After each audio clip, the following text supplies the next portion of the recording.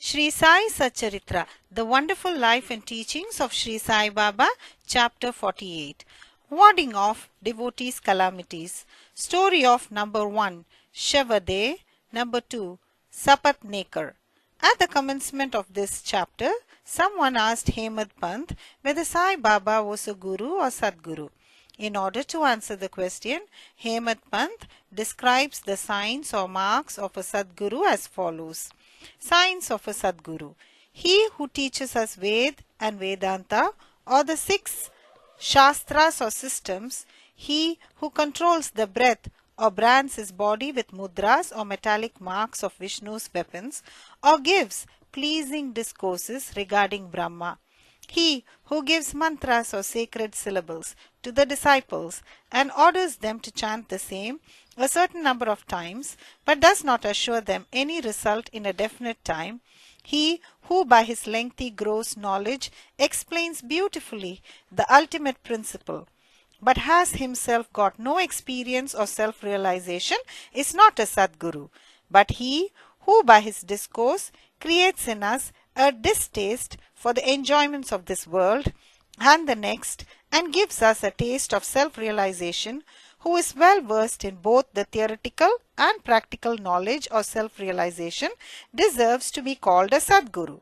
How can he who is himself devoid of self-realization give it to the disciples? A Sadguru does not ever in his dream expect any service or profit from his disciples. On the contrary, he wishes to serve them. He does not think that he is great and the disciple small. Not only he loves him as his son, but regards him as equal to himself or as Brahma. The main characteristic of a Sadguru is that he is the abode of peace. He is never restless nor ruffled. He has no pride of his learning. The poor and the rich, the small and the great are the same to him. Hemad Pant thinks that on account of the store or accumulation of merits in his past births, he had the good fortune of meeting and being blessed by such a Sadguru as Sai Baba. Even in full youth, he hoarded nothing except perhaps Chilim. He had no family, no friend, no home, nor any support. Since he was 18, his control of mind was perfect and extraordinary. He lived then in secluded places and always abided in his self. On seeing the pure attachment of his devotees, he always acted in their interests, and hence he was in a way dependent on them. What experience he gave to his devotees while he was living in flesh are even felt today after his Mahasamadhi by those who attach themselves to him. What the devotees have to do is this. They have to trim their heart lamp of faith and devotion and burn in it wicks of love, and when this is done, the flame of knowledge or self-realization will be lit up and shine brighter. Mere knowledge without love is dry. Nobody wants such knowledge. Without love, there is no contentment. So, we should have unbroken and unbounded love. How can we praise love? Everything is insignificant before it. Without love, our reading, hearing, and the study are of no avail. In the wake of love come devotion, dispassion, peace, and liberation with all their treasures. We do not get love for anything unless we feel earnestly about it. So, where there is real yearning, God manifests himself. It includes love, and it is the means of liberation. Now, let us revert to the main story of this chapter. A man should go to a true saint with a pure mind, or even otherwise fraudulently, and hold his feet. Ultimately, he is sure to be saved. This is illustrated by the following stories. Mr. Shivade. Mr. Sapatnekar of Akalkot, Sholapur district, was studying for law. A co-student, Mr. Shivade, met him. Other fellow students also got together and compared notes of their study. It was found by the questions and answers among themselves that Mr. Shivade was the least prepared of all for the examination, and therefore all the students derided him. But he said that though he was not prepared, he was sure to pass the examination, as his Sai Baba was there to get him through it successfully. Mr. Sapatnekar was surprised at his remark. He took Mr. Shavade aside and asked him, "Who is this Sai Baba in whom he extols so high?" He replied, "There lives in a masjid in Shirdi of Ahmadnagar district a fakir. He is a great Satpurush. There may be other saints, but this one is unique. Unless there is a great store of merits on one's account, one can't see him. I fully believe in him, and what he says will never be untrue. He has assured me that I will pass definitely next year, and I am confident that I will get through the final examination by his grace." Mr. Sapatnekar laughed at his friend's confidence and jeered at him and Baba. Sapatnekars. Mr. Sapatnekar passed his examination, settled at Akkalkot, and practiced as a pleader there. 10 years after this, that is in 1913, he lost his only son on account of a throat disease. This broke his heart. He sought relief by making a pilgrimage to Pandharpur, Gangapur, and other holy places. He got no peace of mind. Then he read Vedanta, which also did not help him. In the meanwhile, he remembered Mr. Shavade's remarks and his faith in Baba, and he thought that he too should go to Shirdi and see Baba. He went to Shirdi with his younger brother Pandit Rao and was much pleased to see Baba from a distance. When he went near and prostrated himself and placed a coconut before Baba with feeling of devotion, the latter at once cried out, "Get away!" Sapatnekar hung down his head, moved back and sat aside. He wanted to consult somebody who would advise him how to proceed. Somebody mentioned Bala Shimpi's name. Sapatnekar saw him and sought his help. They bought Baba's photos and came with them to the masjid. Bala Shimpi took a photo in his hand, gave it to Baba and asked him whose photo it was. Baba said that this photo was of the yar or lover of him, pointing to Sapatnekar. Saying this, Baba laughed and all others joined. Bala asked Baba the significance of the laugh and beckoned Sapatnekar to come forward and take darshan. When Sapatnekar began to prostrate himself, Baba again cried, "Get out!" Sapatnekar did not know what to do. Then they both joined their hands and sat before Baba praying. Baba finally ordered Sapatnekar to clear out immediately. Both were sad and dejected. As Baba's order had to be obeyed, Sapatnekar left Shirdi with a heavy heart, praying that he should be allowed to take darshan next time. Mrs. Sapatnekar. 1 year elapsed. Still his mind was not at peace. He went to Gangapur, where he felt more restless. Then he went to Madegaon for rest and finally decided to go to Kashi. 2 days before starting, his wife got a vision.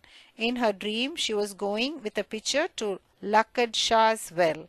There a fakir with a piece of cloth tied around his head, sitting at the foot of the neem tree, came close to her and said, "My dear lassie, why get exhausted for nothing? I get your pitcher filled with pure water." She was afraid of the fakir and hastened back with the empty pitcher. The fakir followed her. At this, she was awakened and opened her eyes. She told this vision to her husband. They thought that this was an auspicious sign and they both left for Shirdi. When they reached the masjid, Baba was absent. He had gone to Lendi. They waited till his return.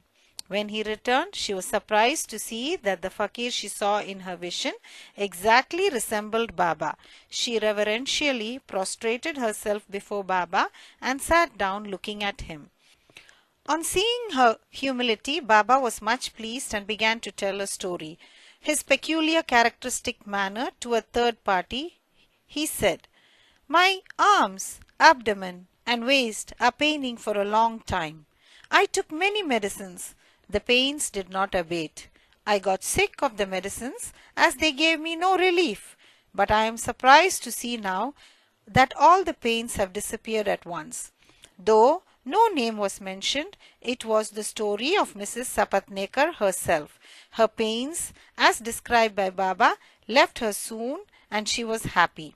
Then Mr. Sapatnekar went ahead to take darshan. He was again welcomed with the former "get out." This time he was more penitent and persevering. He said that Baba's displeasure was due to his past deeds and resolved to make amends for the same. He determined to see Baba alone and asked his pardon for his past actions. He placed his head on Baba's feet and Baba placed his hand on him. And Sapatnekar sat stroking Baba's leg. Then a shepherdess came and sat massaging Baba's back. Baba, in his characteristic way, began to tell the story of a bania. He related the various vicissitudes of all his life, including the death of his only son. Sapatnekar was surprised to see that the story which Baba related was his own, and he wondered how Baba knew every detail of it. He came to understand that he was omniscient and knew the hearts of all. When this thought crossed his mind, Baba, still addressing the shepherdess and pointing to Sapatnekar, said, "This fellow blames me and charges me with the killing of his son. Do I kill people's children? Why does this fellow come to the masjid and cry? Now I will do this. I will again bring that very child back in his wife's womb." With these words, he placed his blessing hand on his head and comforted him, saying, "These feet are old and holy. You are carefree now. Place entire faith in me and you will soon get your object." Sapatnekar was much moved with emotion. He bathed Baba's feet with his tears and then returned to his residence. Then he made preparations for worship and Naivedya and came with his wife to the masjid. He offered all this to Baba and accepted prasad from him. There was a crowd in the masjid and Sapatnekar went there and saluted Baba again and again. On seeing heads clashing against heads, Baba said to Sapatnekar, "Oh, why do you prostrate yourself now and then? One namaskar offered with love and humility is enough." Then Sapatnekar witnessed that night the Chavadi procession described before. In that procession, Baba looked like a veritable Pandurang or Bittal. At the parting next day, Sapatnekar thought that he should first pay 1 rupee as dakshina, and if Baba asked again, instead of saying no, he should pay 1 more, reserving with him sufficient amount as expenses for the journey. When he went to the masjid and offered 1 rupee, Baba asked for another as per his intention, and when it was paid, Baba blessed him, saying, "Take the coconut, put it in your wife's oti or upper fold of her sari and go away without the least anxiety." He did so, and within a year a son was born to him, and with an infant of 8 months the couple came to Shirdi, placed him at Baba's feet and prayed thus: "O Sainath, we do not know how to redeem your obligations. Therefore, we prostrate ourselves before you. Bless us, poor helpless fellows. Henceforth, let your holy feet be our sole refuge. Many thoughts and ideas trouble us in waking and dream states. So, turn away our minds from them to your bhajan and bless us." The son was named Murlidhar. 2 others, Bhaskar and Dinakar, were born afterwards. The Sapatnekar couple thus realized that Baba's words were never untrue and unfulfilled. Bow to Sri Sai, peace be to all.